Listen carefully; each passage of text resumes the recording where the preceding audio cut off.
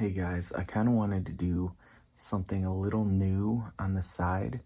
Just read, a book and one of my novels, and just one chapter at a time, and then just make a playlist that you guys can click on, and then it could be one chapter at a time for anyone who cares, just on the side of my regular videos. I thought it could be fun, almost like a book club, and I could just share like some insiders and just my thoughts. And I don't know, I'm pretty passionate about it, so I thought it'd be fun to just share one of my passions and something I created with you. I was gonna do Takedown, but I just went on a road trip and listened to the audiobook version, and so I think it would suck to have to read a book that I just literally listened to last week. Even though it's mine, I already knew it before, but just if you go a while, you kind of forget, and it's kind of like reading a book fresh. And so I thought this one would be appropriate. The Great Influencer. Is that in focus? Focus. Because I thought it's literally a kind of a reimagining, a remake of The Great Gatsby, but it has more. It's a novel, and The Great Gatsby was a novella, and this way I want to tell like from an insider perspective, because I know a little bit about YouTube. I don't know if you guys have noticed, but I've been running a YouTube channel for a few years, so I wanted to take Gatsby and make him a character like kind of like a David Dobrik. Yeah, I'm gonna do one chapter at a time, and I'll just make a playlist down below. And so the cover, I thought was fun. I made this cover like, here's the comment sections, and then, subscribe, like, dislike. The name of the video is the name of the book, and then view count, 500,000 views, 12-hour video, and then just the thumbnail. And then the thumbnail is like, all the guys with the cameras, the mansion with the car, the love story, the Hollywood, because takes place in Hollywood, because that's where all the big YouTubers tend to flock to, and then like the main character. Yeah. And if you guys know the original, I had a blast just making parallels and comparisons to the original Great Gatsby, and just making characters mirror each other, because no character is quite the same, and they all have their own different stories now, but they kind of rhyme, and they have some similarities with the original characters. And I don't know, let's see if you guys can spot some of those things. But let's do chapter 1, because I'm 3 minutes into this video of reading chapter 1 of The Great Gatsby, The Great Influencer, and I've read none of it. Okay, The Great Influencer by me, Brett Wellman. This is Brian, Dave, and all of those subscribed to the Whispersoft YouTube channel. That should be most of you. Yeah, right here. That's you guys. Okay. All right. Here we go. Let's see if I can do this. Whew, you guys might never see this. We'll see. Chapter 1. 10,000 subscribers. The number beamed out at Nick in an omen of good fortune, the light from the screen casting a pale glow against his skin. He waited all summer for this moment, and now it finally arrived. Nick cleared his throat and posed for a thumbnail photo. He reshot it 3 times, unsatisfied with the angles and how he looked. The 4th photo was acceptable, so he clicked the button to go live. The black circle of his phone's camera stared back at him as he lay in bed waiting. "Welcome to my 10,000 sub celebration," he said, though no one else had gotten on yet. He knew people would watch the recording of the stream later on, so he spoke mostly for them. "We did it," he went on. The number of people watching jumped to 3, then 5. "Welcome, welcome, welcome," he continued, trying to fill the void until people started commenting. "Nick, all the way. You are my all-time favorite channel. Congratulations on 10K. Nick read the comment as they began to scroll past on the left side of the screen. I love you. Hi. I'm early for once. Love from Brazil. Hey guys, said Nick. I can't believe we actually did it. This is crazy. You deserve way more subs. Where are you from? Congratulations. Thank you, said Nick. He blanked on what else he could say. He started the video with the assumption that it would come to him in the moment. Instead, he found himself more or less staring at his own image on the screen. I know the feeling. Where am I from? He asked. I'm the Midwest United States. It didn't feel right for him to give his exact location, lest someone try and find him. It's really pretty this time of year. Nick waited for another comment, something he would respond to keep the content flowing. Unfortunately, the opening salvo just brought introductions, and no other comments were forthcoming. So yeah, he said, just wanted to come on here and see how you guys were doing. He drummed his desk. It felt better than doing nothing. He tried to make a cool rhythm to entertain them. Still, there were no comments. The viewer count dropped from 5 to 3, then 2. Nick watched this with growing self-consciousness, a problem that only exacerbated his ability to think. As the seconds ticked on, he became nervous. Well, that's all the time I have. Thanks for coming to hang out with me. He clicked end and immediately sighed when the camera shut off. The analytics screen came up on his phone, announcing he had made it 5 minutes. In his head, he planned to go for at least a half hour. At that moment, he made a mental note never to go live again. Nick was about to lock his phone when he came across the revenue tab on his analytics page. The number stated that he made $83 in the last 28 days, a $10 increase from the month before. Nick hadn't paid that close attention, and the number caught him off guard. A $10 increase seemed huge. Growth like that could lead to a sustainable income, maybe even riches. I could do this, Nick thought. If I triple my efforts, I could actually do this. Closing his phone, Nick's head felt dazed. He always thought YouTube made for a good hobby, but never before had he considered he could make it as a YouTube star. Reaching a subscriber milestone along with such a jump in revenue, it seemed like a real possibility. As the idea sank deeper into Nick's consciousness, he knew he had to go for it. If he didn't, he would spend the rest of his life wondering, what if? Nick immediately turned his phone back on and thumbed through his contacts until he found his friend Teddy. I have a plan. Meet me at the Diamond in 15. He sent the message, then headed downstairs. He didn't wait for Teddy's response. His friend had a car and could get to the Diamond in no time. It could take a lot longer for Nick on his bike. His mother flagged him down as he passed the kitchen, turning away from the meal she worked on. Nick, she said, forcing him to stop. A spot's open up on one of your dad's crews. You'll have to finish a season's weed whacking, but that will put you in position next spring as a mower. Pass, said Nick. You have to do something. 3 sentences and Nick already felt aggravated. His parents were constantly barraging him to get a job and never respecting the work he put in his YouTube channel. Mom, I'm supposed to meet Teddy and I'm late. His mom rolled her eyes. More internet videos? We're just hanging out.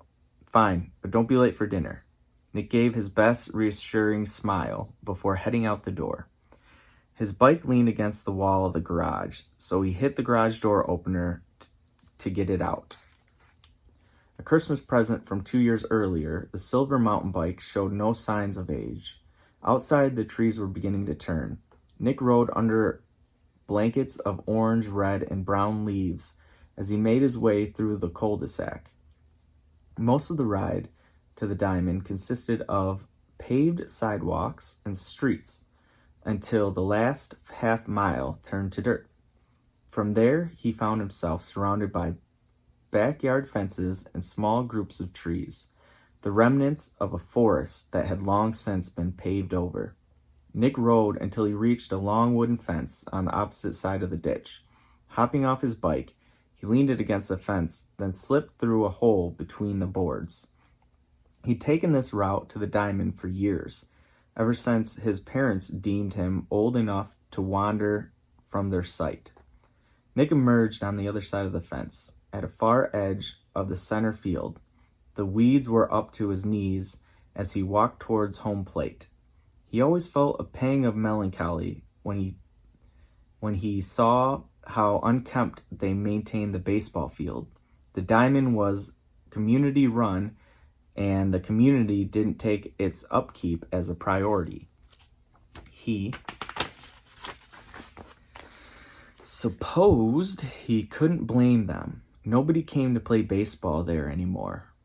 Teddy didn't show up yet, so Nick found his way over to the old aluminum bleachers and sat down. He leaned back and began playing a game on his phone. The weather felt decent that day, warm even. One last desperate breath from summer before it faded away completely. The only thing missing was the sound of birds, most of them having already flown south. Nick barely noticed being absorbed by the game on his phone. He faced off against 5 opponents in a game requiring him to destroy their base with a random assortment of heroes. His teammates were doing pretty well, and the round soon began to look like a blowout.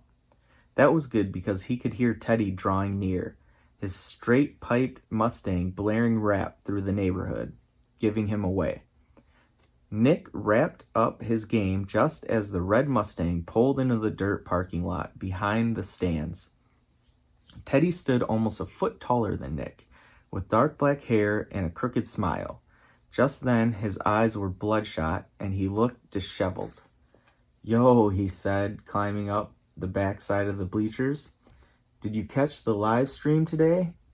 "For a minute," said Nick, "but I had a lot of editing to do. I did a 10-hour StarCraft ladder challenge, gained 12 new followers." "That's awesome," said Nick, "but I still don't get why you don't stick with YouTube and just do your streams there. People pay more on Twitch, and I can put my highlights on YouTube later. It's the best of both worlds." "Yeah, but your followers are all on YouTube." Teddy shrugged. "People donate way more on Twitch. You're neglecting your ad revenue," said Nick. "It's going to get way higher." "Now you're speculating." Nick leaned back, watching a breeze sweep across the weeds in the field. "Yeah, I guess. I just don't like the idea of spreading the effort around when you could be focusing on one platform." "That's called putting all your eggs in one basket," said Teddy. "Which reminds me, I see you finally reached 10,000 eggs.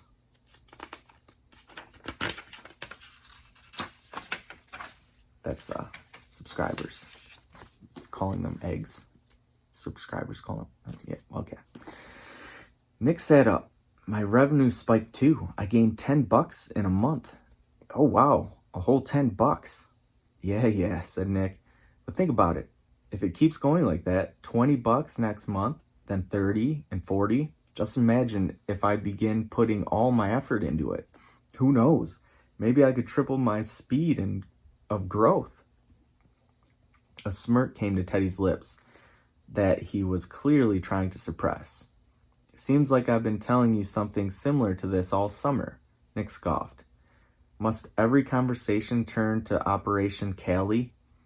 Dude, I already have 2 months' rent from my graduation party, plus my 4 hours dishwashing every week," said Teddy, throwing his arms wide. "If we take back the cans my parents have been building up, that's almost a 3rd month right there.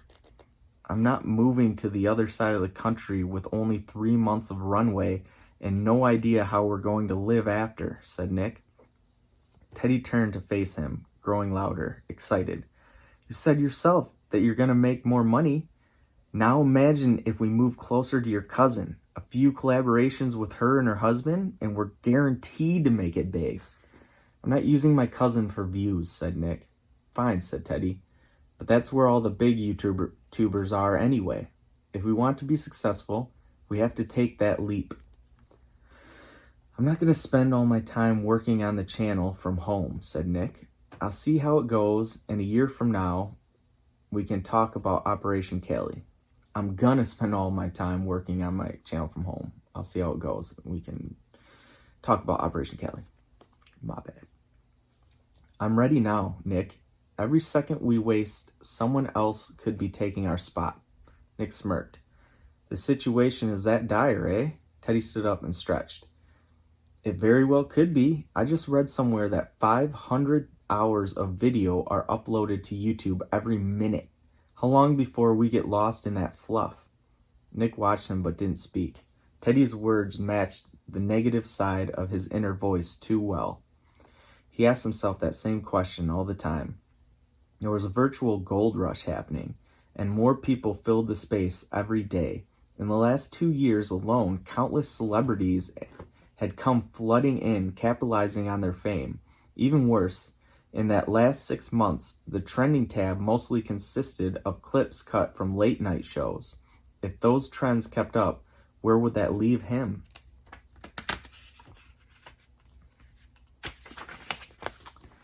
Anyway, Teddy went on, my break's over. The goal is to get 3 more hours of streaming in today. That's a big day, said Nick, watching Teddy make his way down the steps. You've inspired me, said Teddy. I'm not going to let you be the only one with the 10K subs. Good luck. Once Teddy was gone, Nick made his way back to his bike and began the 15-mile ride home. There were clouds in the sky, the sun painting them brilliant shades of red and pink. He thought about stopping to record himself, using the clouds as backdrop. He imagined a viral video driven solely by the splendor and beauty of the scene. Unfortunately, his mother had warned him about missing dinner, so he chose instead to double his pace. When he reached home, his dad's truck was in the driveway, and the dinner table was being set. His mom asked for help, so he went and got everyone a plate. It wasn't long before they were all sitting around the table with food in front of them, saying grace. Let's eat, announced Nick's dad as soon as the prayer finished. Nick took a large bite of spaghetti, realizing for the first time how hungry he felt. He had been so focused on the next upload that he hadn't noticed. How was your day? Asked his dad. Good, said Nick through a mouthful. Did you go outside? Yeah, said Nick. Teddy and I met up at the Diamond. Play a little ball? I don't think they had time for that, said his mom. He was only gone for an hour. You told me to be back by dinner, said Nick. Nick's dad took a sip of his beer, then smacked his lips. Is that so? It's a good 15-minute bike ride there and back, said Nick. Nick knew his mom well enough to see when she was building up to something. She manipulated the story, guiding details towards her narrative. It's not good to be cooped up inside all day, she went on. You're going to make yourself sick. Mom, said Nick, I'm working. Speaking of work, his dad cut in, I got you a spot on one of our crews. $13 an hour to start. I can't, said Nick. Ooh. Ugh. I should have got a glass of water. I didn't think about this. You start next Friday. I said I can't, Nick repeated. I already have a job. Making internet videos? His mom asked. Nick dropped his fork and glared at her. It's a real job. She laughed. Daisy and Tom do it, and they make more than both of you. Daisy and Tom got lucky, said his dad. I'm not going to allow you to sit around all day, wasting your life away on a pipe dream. I'm not sitting around all day, said Nick. Well, you're not working, said his dad, and you're not going to college. Do you even have a plan? Asked his mom. Yes, said Nick. his voice coming out at the cusp of a yell. I'm growing my audience. Nick's dad slammed his fist on the table, causing both Nick and his mom to jump. I will not have a bum living under my roof. Silence followed as all three party members glared at each other across the table. Nick toyed with the thought of getting up and throwing his plate. The action he would never do, but still felt satisfying to contemplate. After a long silence, the first person to speak was his mom. You can start work on your dad's crew next Friday, or you can find a new place to live. What? It was the only thing Nick could think to say. He looked to his dad, searching for some kind of salvation. He found none. The look on his dad's face declared him in total agreement with his mother. That's not fair, said Nick, a little quieter than he spoke before. You've been goofing off long enough, said his dad. It's time to join the real world. Nick shoved his plate away and stood up. He didn't look back at them as he stormed off to his room. He felt in a daze, smoldering with anger. It wasn't fair. They were going to take all of his time and his YouTube channel would suffer. And just as he began to pick up momentum, he didn't know what to do, couldn't lay down or sit, so he began to pace. This couldn't be happening. Not now. There was a desperation building inside of him. His dream felt so close. All he needed was more time. To stop at this point and turn all of his energy towards manual labor, it didn't make sense. He had to go for it. If he didn't, he would wonder for the rest of his life. Finally, when he thought he couldn't take it anymore, a coolness washed over him. He had reached the point of acceptance. Taking a deep breath, he pulled out his phone and FaceTimed Teddy. It only rang for a moment before his friend's face appeared on the screen. What's up, man? Said Teddy. I'm in the lobby and only have a minute. He stared off to the right of the screen, his concentration on whatever game he was playing. How soon can you be ready for Operation Callie? Teddy's eyes snapped to the camera. Are you serious? Dead serious. Hell yes, said Teddy. Dude, I can be ready tonight if that's what you're asking. Good, said Nick, feeling himself growing lighter with every word. Pick me up first thing tomorrow morning. Thus concludes chapter 1. I guess I'll put a link to the Amazon link for this. I don't know if anyone would want to read along, but it'll be there. Yeah, pretty cool. Are we gonna head to Callie? Stay tuned. All right, later, y'all.